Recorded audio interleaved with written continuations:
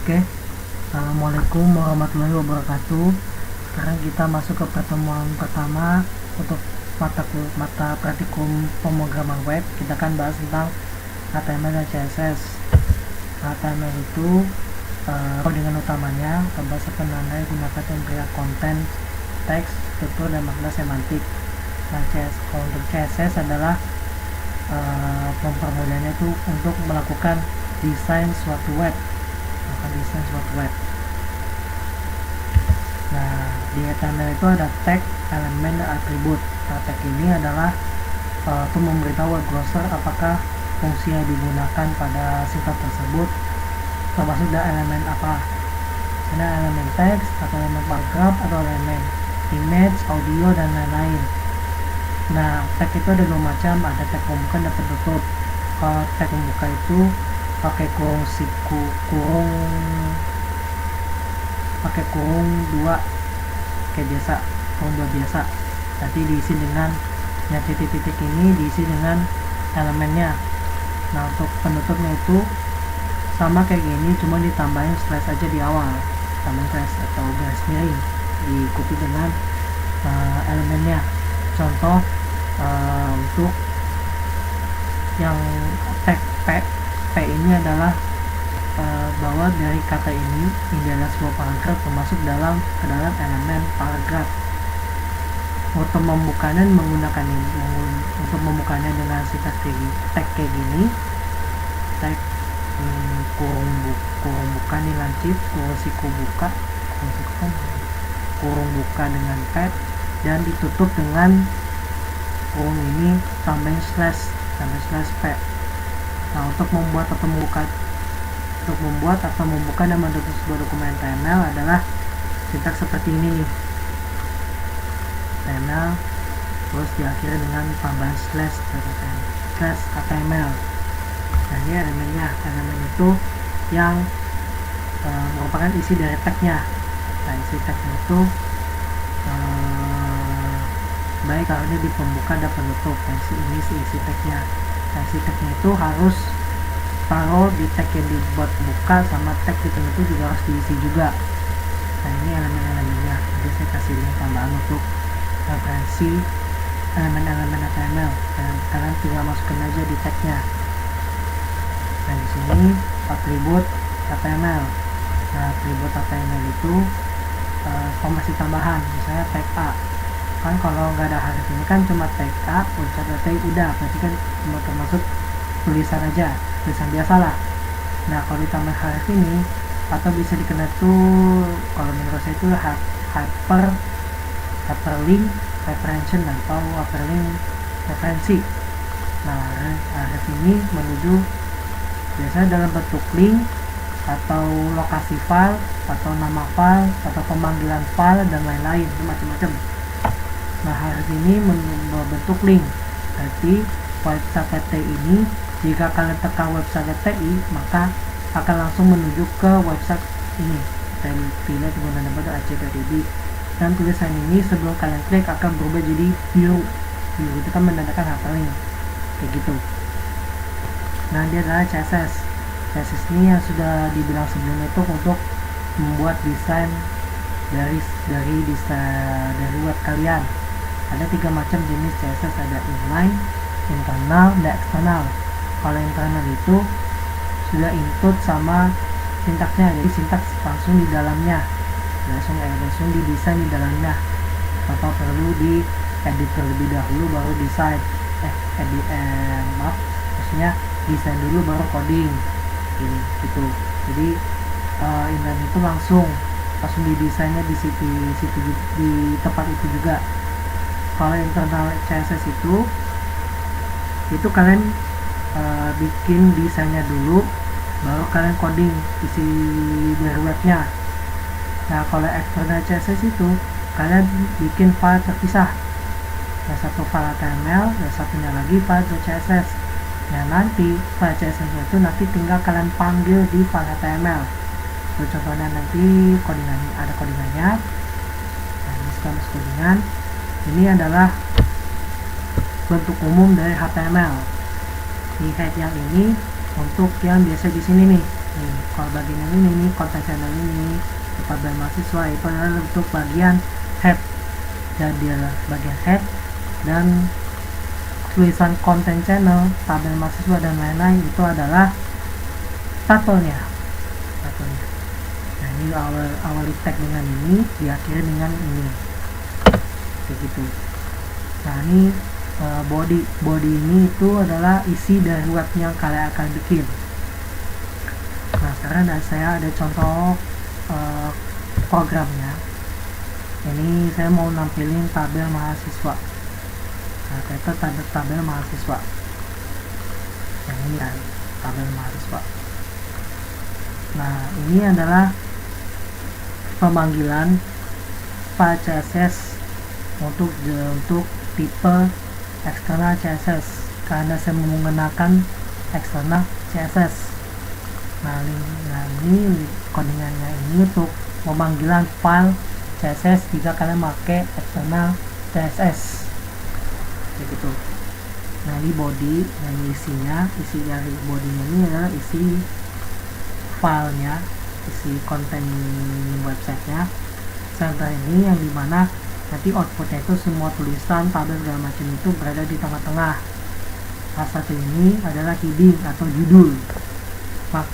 Makin gede headingnya atau makin kecil angkanya, makin kecil, misalnya kalian pilih H2 atau H3, H4, H5, H6. Nah, itu tulisannya itu makin kecil. H1 adalah heading untuk tulisan yang paling besar.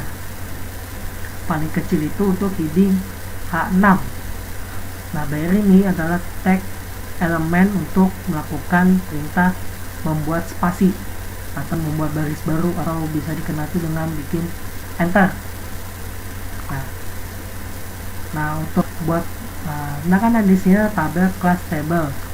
Nah, class table ini adalah untuk kita melakukan pemanggilan kelas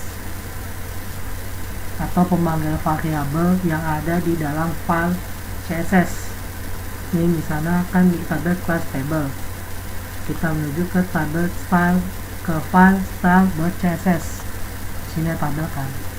Nah, untuk membantu pemanggilan variabel di file CSS, nah di file CSS nya itu kalian kasih titik nama variabelnya apa.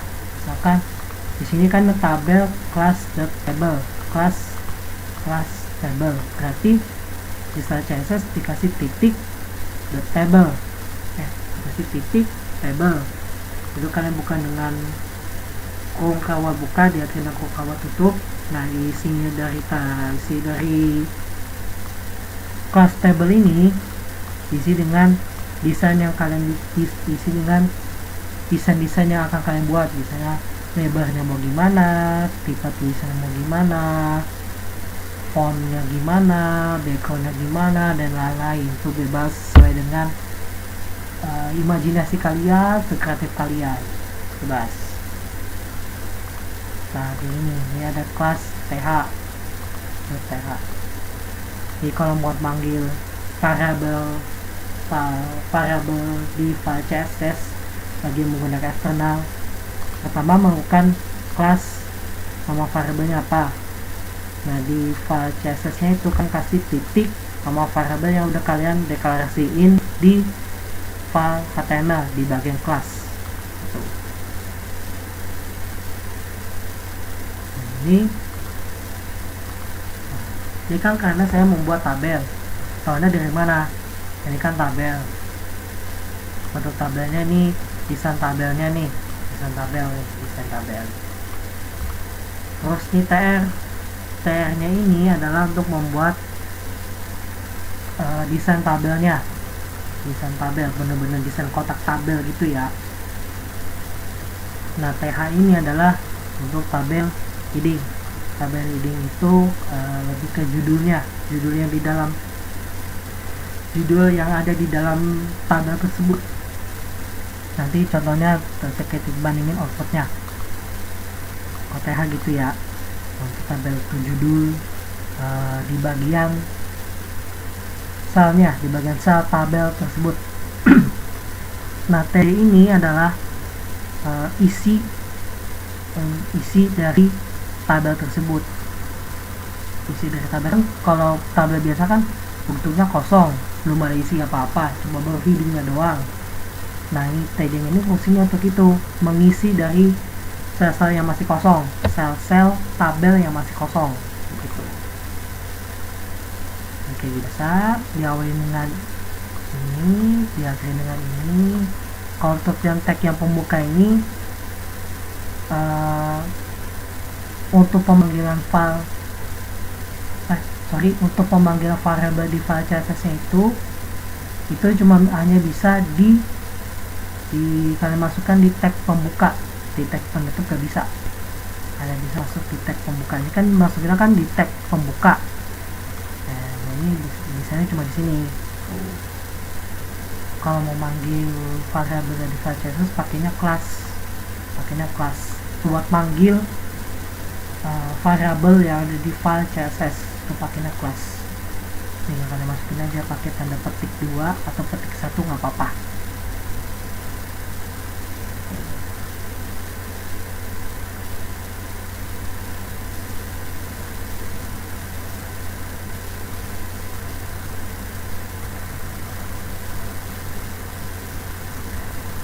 Ini HTML-nya, nah ini CSS-nya. Dan di CSS kan yang saya dibilang tadi, kalian bisa langsung ubah tulisannya, background-nya, jenis font-nya, terus background-nya gimana, lebar kontennya gimana, lebar kecilnya gimana, panjang pendeknya gimana, dan macam-macam. Itu terserah kalian, bebas. Nah, untuk perbesarnya itu bisa dalam satuan pixel, bisa dalam satuan persen. Tapi untuk mempermudah pakai persen juga nggak apa-apa. Kalau pixel itu memang kalian harus ngukur atau harus ada yang sesuai dengan yang di sintaks sebelumnya. Itu bisa suatu kondisi yang harus pakai pixel. Ada suatu kondisi yang harus pakai pixel kayak gitu. Maksudnya satuan pixel ya, satuan pixel. Nah, outputnya dari ini adalah ini. Nah, ini outputnya. Kan tabel mahasiswa ini bagian head, ini bagian head. Nah, ini tabel mahasiswa adalah title-nya. Nah, ini yang tabel mahasiswa tingkat 4 adalah yang di bagian heading H1. Karena kalau kita pilih H2, ya, kecil misalnya H3, H4, H5 tulisannya makin kecil. H1 itu untuk heading tulisan yang paling gede. H6 itu tulisan heading yang paling kecil. Nah, ada bandingnya di sini. Nah, H1 ada ya. Nah, ini table ditambah juga tr.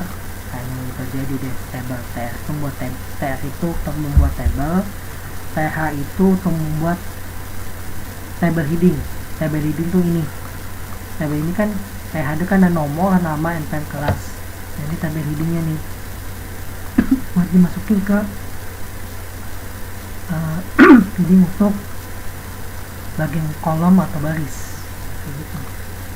Nah, ini kalau nggak ada td, ini tuh kosong. Ini nggak ada ya, misalnya nggak ada yang td.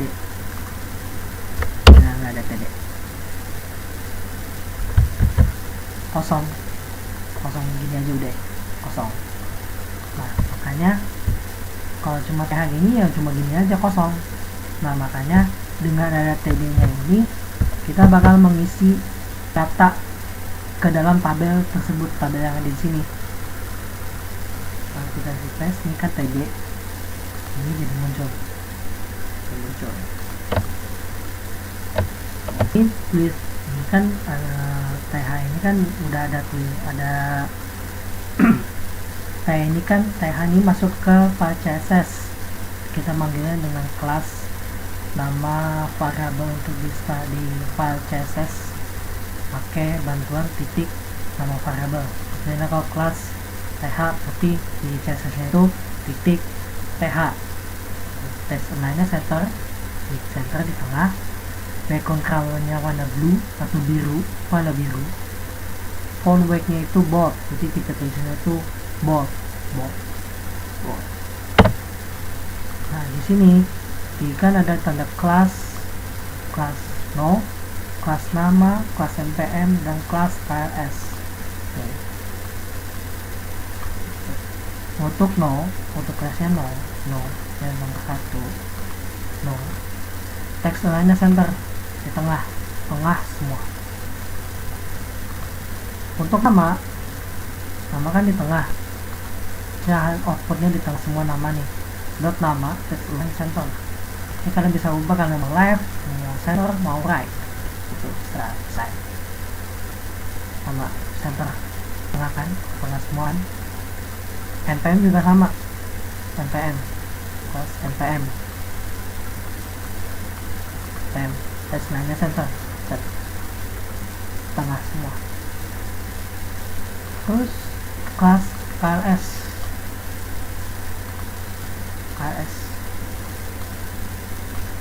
text align di tengah, font weight-nya bold semua.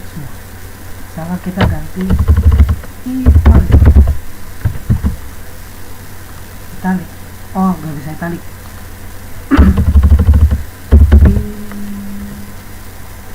Kalau italic, kalau di Word namanya apa ya?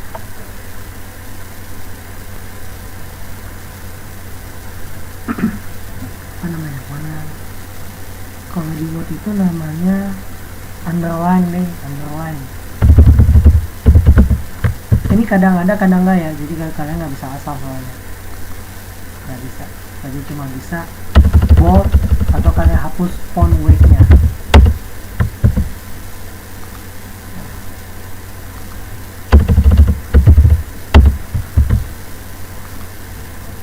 Panitia bisa, jadi tadi ada tambahan, jadi cuma bisa bold.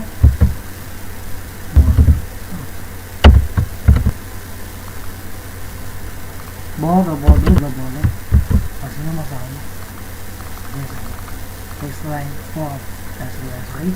font weight-nya tuh bold.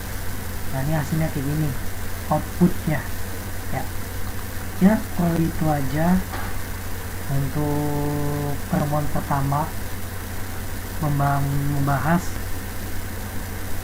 HTML dan CSS.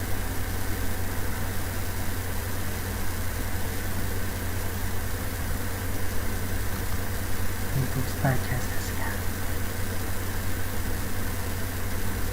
Nah saya kasih tahu sedikit bagi yang pengguna Sublime Text.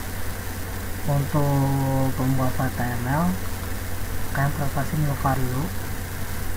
Kalian dirubah di sini, pilih HTML.